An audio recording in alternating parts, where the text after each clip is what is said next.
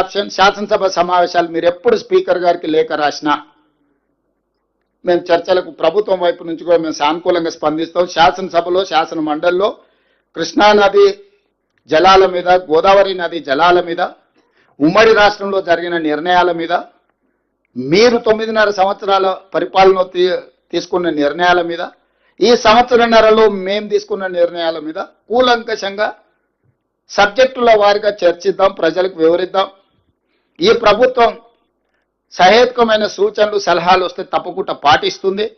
Experts opinion కూడా ప్రజలకు ఇంతకుముందు బట్టి గారు చెప్పారు, ఎక్స్పర్ట్స్ని మనం అందరినీ కాన్ఫిడెన్స్లోకి తీసుకోవాలా, స్టేక్ హోల్డర్స్ని కాన్ఫిడెన్స్లోకి తీసుకోవాలన్నారు. స్టేక్ హోల్డర్స్ని, ఎక్స్పర్ట్స్ని, న్యాయశాఖలో కోవిధులను, సాగునీటి రంగంలో కోవిధులను, మిగతా ప్రజలలో ఉండే వాళ్ళని కూడా అందరినీ పిలిచి అవసరమైన మేరకు ఒక చర్చను ఒక మంచి వాతావరణంలో చర్చించి తెలంగాణ మిగతా రాష్ట్రాలకు, దేశానికి ఆదర్శంగా ఉండే విధంగా చట్టసభల్ని నిర్వహిద్దాం. సభానాయకుడిగా నేను మాటిస్తున్నా, మా వాళ్ళందరి తరఫున ఏ చిన్న గందరగోళం లేకుండా, ఎవరి గౌరవానికి భంగం కలగకుండా సభను నిర్వహించే బాధ్యత నాది. ఎవరిని కూడా పల్లెత్తు మాట అనవసరంగా మాట్లాడకుండా పక్క చట్ట పరిధిలో చట్టసభల్ని నిర్వహించే బాధ్యత నాది. నేను తీసుకుంటా. సభ జరిగినంతసేపు ఒక్క క్షణం కూడా పక్కకు కూర్చొని సభలో ప్రశాంతమైన వాతావరణంలో అర్థవంతమైన చర్చలకు మేము వేదిక ఏర్పాటు చేస్తాము. చంద్రశేఖరరావు గారు మీరు రండి, ఎక్స్పర్ట్స్ను పిలుద్దాము, తెలంగాణ స్టేక్ హోల్డర్స్ను పిలుద్దాము, ప్రభుత్వం వైపు నుంచి మా ఆలోచన, మా పాలసీ డాక్యుమెంట్ మేము ముందర పెడతాము. మా పాలసీ డాక్యుమెంట్లో ఏమైనా లోపం ఉన్నా లేకపోతే ఏమైనా సవరించేది ఉంటే కూడా మేము ఓపెన్ మైండ్తో ఉన్నాము. మేము వాటిని సవరించుకొని తెలంగాణ రాష్ట్ర రైతుల యొక్క హక్కులను శాశ్వతంగా ఎందుకంటే ఇప్పుడు లైన్స్ డ్రాప్ కాబోతున్నది, లా సెటిల్ కాబోతుంది. ఈ టైంలో మనం తేరుకోకపోతే, ఈ టైంలో మనం సరైన దిశగా దీన్ని ఒక విధానపరమైన ఆలోచనతో ముందుకు పోకపోతే తెలంగాణకు నష్టం జరుగుతుంది. కాబట్టి 40 సంవత్సరాల ప్రజా జీవితంలో సుదీర్ఘమైన అనుభవం కలిగిన చంద్రశేఖరరావు గారికి నేను సాదరంగా ఆహ్వానం పలుకుతున్నాను. ఎందుకంటే వారు ప్రధాన ప్రతిపక్ష నాయకుడు కూడా, వారు ప్రధాన ప్రతిపక్ష నాయకుడు, వారి ఆరోగ్యం బాగుండాలి, ప్రజా జీవితంలో ఉండాలి, వారు ప్రజలకు ఉపయోగపడాలా. నేనంటే వాళ్ళ కొడుకు వచ్చింటాడు, ఆయన ఎందుకు వానికి రాడు, ఆయన రాడు, ఆయనతోనేం పని ఉందా. నేపాల్లో కూడా ఇట్లనే రాజ్యం రాలేదని చెప్పి AK-47 అని చెప్పి డిన్నర్ అని పిలిచిండు ఫ్యామిలీలు అందరినీ. AK-47 పెట్టి 16 మంది పడపడగాలు చేసిండు. ఇంక అందరూ వేరు కాబట్టి వాడు ఒకడే మిగిలిండు, వాడే రాజాడు నేపాల్కి. ఇట్లాంటివి ఆదర్శంగా తీసుకుంటారు. మేమేం చేస్తాం, మీ కుటుంబంలో ఏదైనా ప్రాబ్లం ఉంటే మీరు కూర్చోవాలి, కుటుంబ పెద్దలతోనో కుల పెద్దలతోనో కూర్చొని పంచాయతీ తెంచుకోవాలి.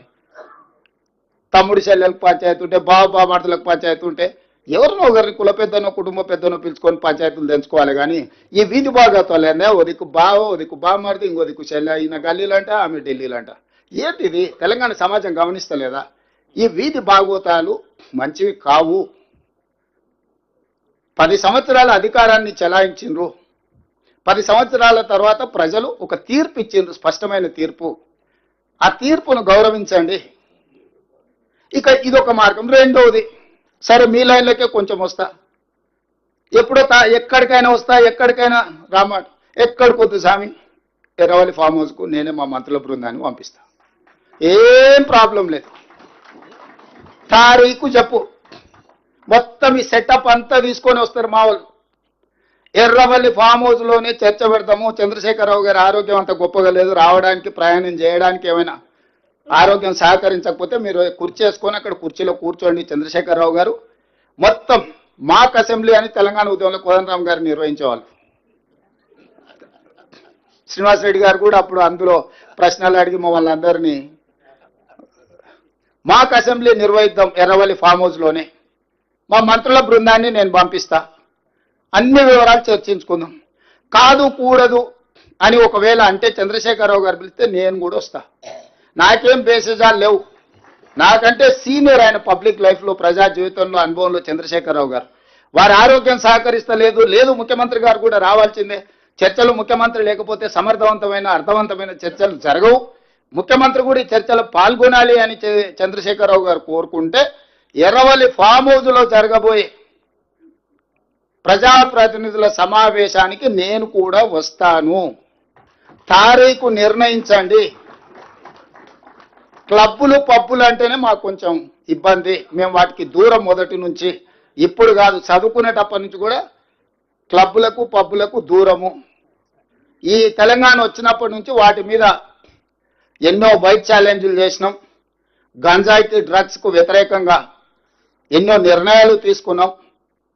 ఈగలని ఈ డ్రగ్స్ను నియంత్రించడానికి, గంజాయిని నియంత్రించడానికి, గంజాయి బ్యాచ్లను అణచివేయడానికి ఒక ఒక ఒక స్ట్రాంగ్ ఆర్గనైజేషన్ ఎస్టాబ్లిష్ చేసినాము. ఈ డ్రగ్స్ గంజాయిని అమ్మే వాళ్ళని కానీ, వినియోగించే వాళ్ళని కానీ, రవాణా చేసేటోళ్లను తెలంగాణ సరిహద్దు దాటి లోపలికి రాకుండా ఉక్కు పాదంతో అణచివేస్తున్నాం. కాబట్టి క్లబ్బులు పబ్బుల కల్చర్కి నేను వ్యక్తిగతంగా వ్యతిరేకము. దయచేసి నన్ను క్లబ్బులకు పబ్బులకు పిలవద్దు. అయితే అసెంబ్లీకి పోదాం, లేకపోతే శాసన మండలికి పోదాం. కాదు కూడా పెద్ద ఆయన ఆరోగ్యం బాగాలేదంటే ఎర్రవల్లి ఫామ్ హౌస్ కూడా నేను వస్తా. ఇది నా సూచన. ఎవరు పెరిగిన నేపథ్యం వాళ్ళని అట్లా మాట్లాడిస్తుంటే నేను అది కూడా కాదన్నాను. నేను ఊర్లో వ్యవసాయ కుటుంబంలో పెరిగి పొద్దున్నే అన్నం తిని బయలుదేరే అలవాటు. ఈరోజు కూడా పొద్దుగాల 8కి బయలుదేరిన అన్నం తిని బయలుదేరుతున్నాను. మళ్ళీ రాత్రి ఇంటికి వచ్చే వరకు అన్నా శ్రీహరి గారు అట్లా కుదరదు, అదేంది మాకు అంటారు. కానీ కొన్నిసార్లు మనం కొన్ని వెసులుబాట్లు కల్పించాల్సి వస్తుంది, మినహాయింపులు ఇవ్వాల్సి వస్తుంది. సో మినహాయింపులు ఇచ్చి అయినా సరే మనం చర్చ, అంటే నా ఉద్దేశం చర్చ జరగడం, ప్రజలకు వివరాలు అందించడం, వాస్తవాలను ప్రజలకు చేరవేయడమే మా యొక్క ఉద్దేశము. ఇక్కడి సమావేశాన్ని పెడితే ఒక మాజీ మంత్రి గారు ఫోన్ చేసి మా శ్రీధర్ బాబు గారికి అట్లెట్లా మీరు అక్కడ పెట్టుకుంటారు, మీరు పెట్టుకోవడానికి లేదు కదా అంటాడంట. ఇది ప్రజాభవన్. ఇక్కడ ప్రజలు వచ్చి రెగ్యులర్గా రిప్రజెంటేషన్స్ ఇస్తారు. ప్రజా సమస్యలకు పరిష్కారం కోసమే ఇది కట్టింది. ఇది ఘడి కాదు, కొద్ది మందికి పరిమితమైన వేదిక కాదు. ప్రజలు ఎవరైనా బాజాప్తా రావచ్చు, చెప్పుకోవచ్చు, ధర్మగంట కొట్టవచ్చు. ఇక్కడ ధర్మగంట కొడితే ప్రభుత్వం పలుకుతుంది, వాటిని పరిష్కరిస్తుందని. ధర్మగంట కొట్టడానికి రాజులు ఉన్నప్పుడు, రాజ్యాలు ఉన్నప్పుడు కూడా ధర్మగంట ఉండేది. పౌరులు వచ్చి ఆ గంట కొడితే ఏంది నీ సమస్య అని వినడానికి వేదిక ఉండేది. రాజరికంలో కూడా ధర్మగంట ఉండేది.